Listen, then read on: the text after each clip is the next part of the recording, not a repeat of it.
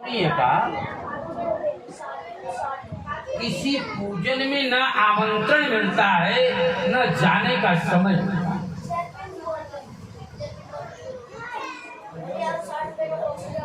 जैसे शास्त्री कहता है कि यदा यदा यान्ति नरा हि जाह्नवी रुदन्ति पापा निबदन्ति चाप्रियम अये कृतघ्ना नितरां नराधमा स्वयं समुत्पाद्यन्तो। जब भी कोई व्यक्ति कोई पुण्य कार्य करने के लिए आगे बढ़ता है तो कोई न कोई अड़चन आने लगता है। रुदन्ति पापानि बदन्ति चाप्रियम, उनके पाप रोने लगते हैं और अपनी भाषण करते हैं। कोई न कोई अड़चन डालना चाहते।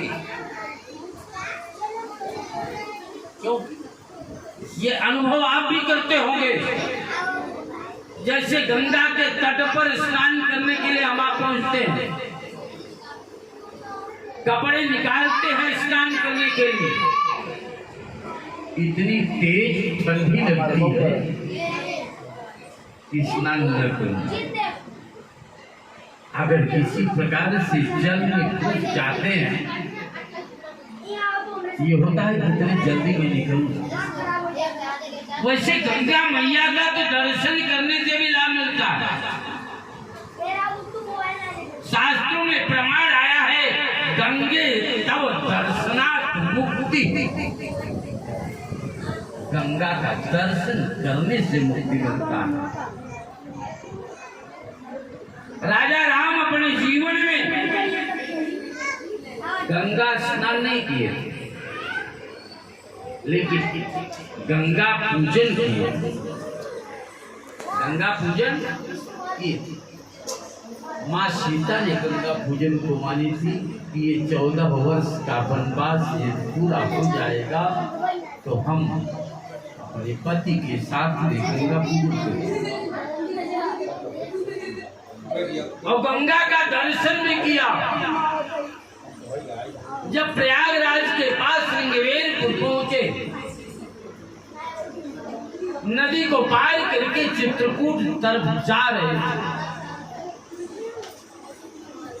वो नाविक मिला था ना पार कराने के लिए,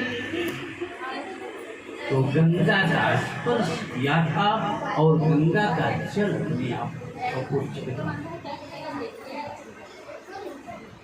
उसी प्रकार से आप सबका पुण्य है। चाहे विजय शंकर के दबाव में आकर के आप लोगों ने आया, चाहे राहुल के दबाव में आप आए, नहीं चलेंगे तो नाराज हो जाएंगे, लेकिन किसी न किसी प्रकार से आपने आया। अगर आप आए हैं तो निश्चित पुण्य की प्राप्ति होगी, इसमें कोई संदेह नहीं। एक दृष्टांत मैं आप सारे लोगों को बताना चाहता हूं। एक चोर, उसका काम केवल चोरी करना था, केवल चोरी करना था।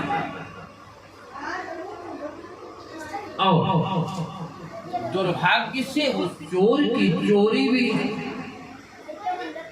करने का मौका कहीं नहीं मिल पा रहा था। कई दिनों से इधर उधर घूमता रहा, कहीं मौका नहीं मिला। संयोग से एक शंकर जी का मंदिर दिखाई दिया। उसके मन में ये भाव आया कि मंदिर में भी तो कुछ न कुछ होगा ही। शंकर जी के मंदिर में क्या रहता है आप सब अच्छी तरह से जानते हो। घंटा छोड़ करके कुछ रहता नहीं। और शंकर जी के मंदिर में भी दर्शन करने के लिए जल चढ़ाने के लिए कई लोगों की लाइन लगी।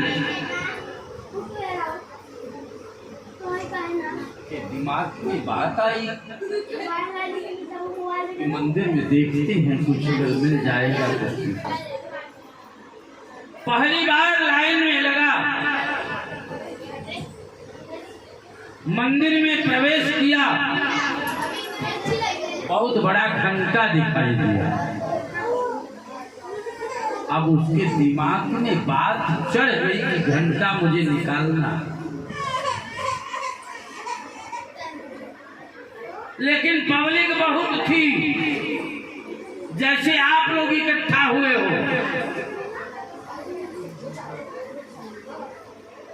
भीड़ के नाते एक दरवाजे से घुसा, दूसरे दरवाजे से निकाल दिया गया। फिर दोबारा लाइन में लग गया। दिमाग में बैठा करके इस घंटा को निकालूं कैसे, रास्ता देखना है।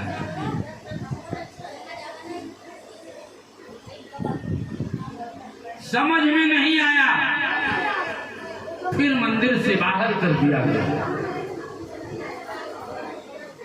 तीसरी बार घुसा और जल नहीं चढ़ा रहा है, कुछ कर नहीं रहा है, केवल दर्शन कर रहा है। केवल दर्शन कर रहा है।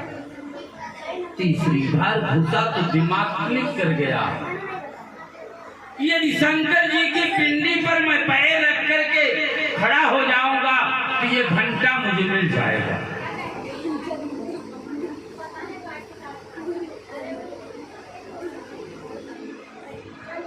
तीसरी बार में दिमाग में बात आ गई, अब मौका खोजने लगा।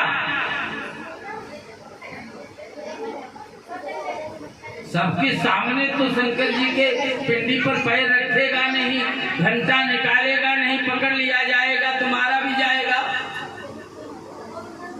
2-4 घंटे तक वहीं शंकर जी के मंदिर के प्रांगण में ही बैठ करके ये प्रतीक्षा कर रहा था कि जब सब लोग चले जाएं तब मैं अकेला बोलूं। वहां पर कोई पुजारी भी नहीं था, सारे लोग जल चढ़ा करके चले गए। एकांत पाया, मंदिर में घुस गया, चारों तरफ देखने लगा, कोई दिखाई नहीं दिया। मंदिर का दरवाजा बंद कर दिया कि कोई दिखाई नहीं दे रहा है। मंदिर का दरवाजा बंद करके शंकर जी के पिंडी पर पैर रख करके जैसे ही घंटे को खोलने लगा, उस पत्थर के शिवलिंग से शंकर जी प्रकट हुए।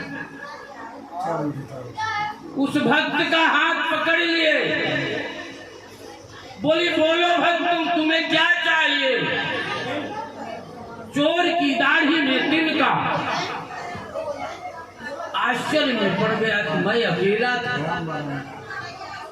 कहा साहब मैं भक्त वक्त नहीं हूँ, मैं चोर हूँ, चोरी करने के लिए आया था, ये घंटा खोल रहा था। शंकर जी कहे कि तुम सुबह से 3 बार पंक्ति में लग कर के अंदर आए, सब लोग जल चढ़ाए चले गए, कोई जल चढ़ाया चला गया, कोई बेलपत्ती चढ़ाया चला गया, कोई दूर्वा चढ़ाया चला गया, कोई दूध चढ़ाया चला गया, और कोई फल चढ़ाया चला गया, कोई फूल चढ़ाया चला गया, लेकिन तुमने एक भी बार कुछ चढ़ाया नहीं। इस बार तुम जब अंदर आए मंदिर के अंदर तो तुमने अपना सारा शरीर ही चढ़ा दिया, इसलिए तुमसे बड़ा भक्त कोई नहीं। भगवान भोले इतने सरल होते, इसलिए आप लोग शंकर जी का कीर्तन करेंगे। क्यों करेंगे? हम तो आपके लिए भगवान का नाम ले ही रहे हैं, लेकिन अगर आप भगवान का नाम ले लेंगे तो कल्याण विशेष हो जाएगा। क्योंकि शास्त्रों में प्रमाण मिला है कि शिवेति मंगलम नाम यस्य वाचि प्रवर्तते भाषणी भवन्तु सद्यस्तु महापातक कोटय। शिव का परम मंगल नाम, जैसे शिव के साथ शिवा हर समय रहती है। शिव शब्द लिख लीजिए, शिव में कितने अक्षर हैं? स और व ना, और ई का मात्रा भी लगा हुआ है। अगर ई के मात्रा को अलग कर दोगे तो क्या बचेगा? अगर 100 माने आपसे पूछा जाएगा तो क्या बोलोगे? डेढ़ वाट ना। लेकिन शक्ति के साथ शक्तिमान अलग एक साथ हो जाता है, उसकी कीमत बढ़ जाती है। उसकी कीमत शास्त्रों में प्रमाण आया है क्या? शिवेति मंगलम नाम यस्य वाचि प्रवर्तते भाषमी भवन्तु सद्यस्तु महापातक कोटय। शिव का परम मंगल नाम यदि हमारे आपकी जुबान से निकलता है तो करोड़ों जन्म के पाप जल करके नष्ट हो जाते हैं। इसलिए ओम नमः शिवाय, ओम नमः शिवाय, हर हर भोले नमः शिवाय, ओम नमः शिवाय, ओम नमः शिवाय, हर हर भोले नमः शिवाय। ओम नमः शिवाय, ओम नमः शिवाय, हर हर भोले नमः शिवाय, ओम नमः शिवाय, ओम नमः शिवाय, हर हर भोले नमः शिवाय, ओम नमः शिवाय, ओम नमः शिवाय, हर हर भोले नमः शिवाय, ओम नमः शिवाय, ओम नमः शिवाय, हर हर भोले नमः शिवाय, ओम नमः शिवाय, ओम नमः शिवाय, हर हर भोले नमः शिवाय, ओम नमः शिवाय, ओम नमः शिवाय, हर हर भोले नमः शिवाय। ये ओम नमः शिवाय मंत्र अमोघ पंचाक्षर मंत्र कहा जाता है। इसे इस पंचाक्षर मंत्र को यदि हम आप जपते हैं, इसी पंचाक्षर मंत्र को नारद ने उपमन्यु को दिया। इस पंचाक्षर मंत्र के प्रभाव से ही शंकर जी ने उपमन्यु की परीक्षा लेने के लिए इंद्र के रूप में गए। इंद्र के रूप में गए और सुरेश्वरावतार का रूप धारण किए थे। तो यह पंचाक्षर मंत्र कभी भी किसी भी समय आओ, हम आप ताली क्यों बजाते हैं? हाथ में जो दुर्भाग्य की रेखाएं हैं वो सौभाग्य के परिवर्तन होने लगे, इसीलिए हम आप ताली बजाते हैं। समझना, ताली बजाने से कोई और बातें नहीं होती। दुर्भाग्य की रेखाएं सौभाग्य में परिवर्तित होने लगते हैं। सारे लोग बोलेंगे एक स्वर में, बोलिए मृत्युंजय।